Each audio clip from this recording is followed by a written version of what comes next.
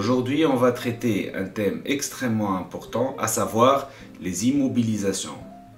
En plus des biens apportés par les associés, qui sont enregistrés à leur valeur convenue par les associés, les immobilisations corporelles peuvent faire l'objet d'une entrée à l'actif, à l'occasion d'une acquisition, à titre onéreux, à titre gratuit ou d'une production par l'entreprise.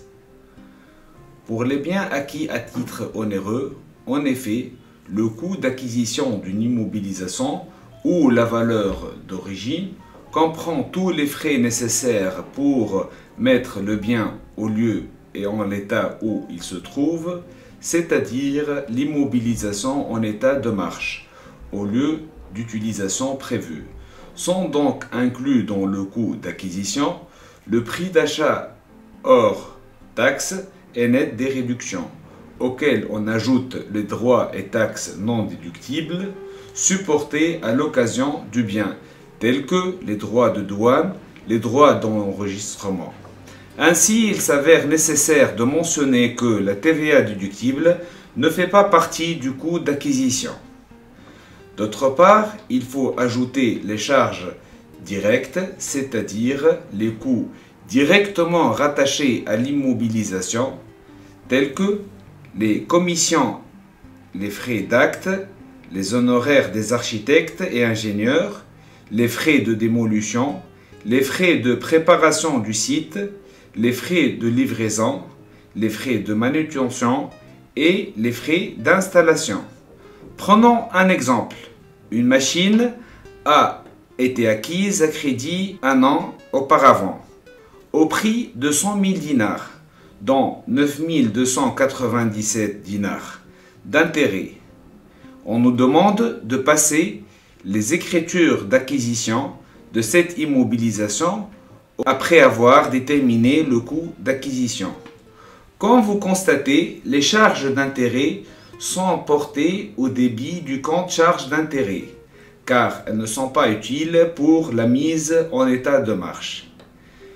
Le compte matériel industriel est porté au débit pour le prix d'achat hors taxe, déduction faite des intérêts. Le compte fournisseur d'immobilisation est porté au crédit pour la somme de 100 000 dinars.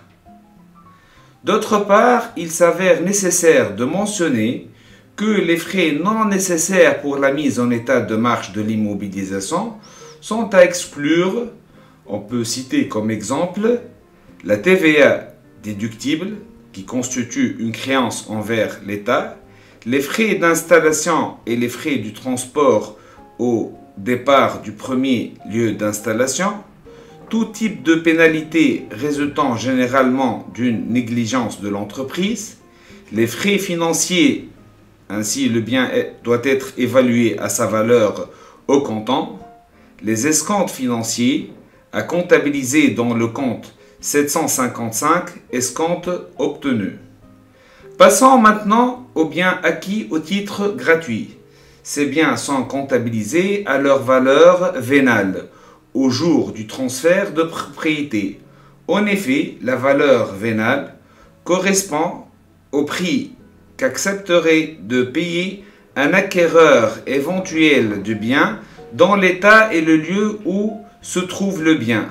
Autrement dit, c'est la valeur d'une immobilisation similaire ou la juste valeur. Pour les biens produits par l'entreprise, ils sont comptabilisés à leur coût de production. Ce coût est déterminé par la comptabilité analytique. Il comprend l'ensemble des charges directes telles que les achats consommés, la main-d'œuvre et les charges indirectes pouvant être rattachées à la production des immobilisations telles que les frais généraux de production. Prenons un cas particulier, le compte construction. Pour les coûts d'acquisition d'une construction, les éléments suivants font partie de ce coût. Le prix d'achat hors taxe net des réductions, les honoraires d'actes et intermédiaires, les droits d'enregistrement et autres taxes non récupérables, les frais de remise en l'état si la construction est acquise et ancienne. Le coût de production d'une construction comporte ainsi la consommation des matières, les travaux de la première peinture, la main-d'œuvre, les frais d'acte, les honoraires d'ingénieurs et architectes, les frais généraux, les droits et taxes non récupérables, les frais de préparation du site, les frais de démolition de l'ancienne construction qui ne sont pas rattachés à la nouvelle construction que si la première était exploitée par l'entreprise, sinon elle est incorporée au coût du terrain. On peut prendre un deuxième cas particulier, c'est le cas du terrain. Le coût d'acquisition du terrain comporte le prix d'achat net des réductions, les frais engagés pour conclure l'achat, tels que les commissions, les frais d'acte et honoraires, les taxes non récupérables telles que la TVA non déductible, les droits d'enregistrement et les droits de convention de la propriété foncière, les frais de libération et préparation du site tels que les frais de viabilisation, nivelage, démolition des anciennes constructions, les autres frais comme les dépenses de clôture, l'aménagement du paysage, les trottoirs et les aires de stationnement et qui sont inscrits au sous-compte 2216 aménagement et agencement des terrains. Prenons un troisième cas particulier. Lorsque l'ensemble immobilisé comprenant un terrain et une construction est acquise moyennant un prix global, il convient ainsi de dissocier entre le coût du terrain et le coût de la construction. Le prix du terrain est celui qui figure sur le contrat. À défaut de la séparation, s'effectue selon un critère raisonnable. Prenons un exemple, soit une entreprise qui a payé 250 000 pour un terrain et un bâtiment, une expertise fait ressortir la valeur du bâtiment et du terrain qui sont respectivement de 161 000 et 69 000. C'est la juste valeur. Donc vous pouvez visualiser la capsule traitant de ce sujet. On nous demande ainsi de déterminer le coût d'entrée du terrain et de la construction.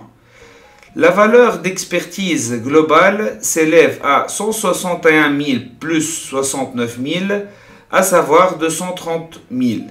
Donc la valeur du bâtiment est égale à 161 000 fois 250 000 sur la valeur globale, à savoir 230 000. Finalement, on aura 175 000. Pour la valeur du terrain, elle s'élève à 69 000 multiplié par 250 000 sur la valeur globale qui est égale à 230 000. Donc on aura finalement 75 000 dinars. Je vous remercie pour l'intérêt que vous portez à nos vidéos. J'espère que ça vous a été utile. Pour plus d'informations, veuillez accéder à notre plateforme Piformia Academy.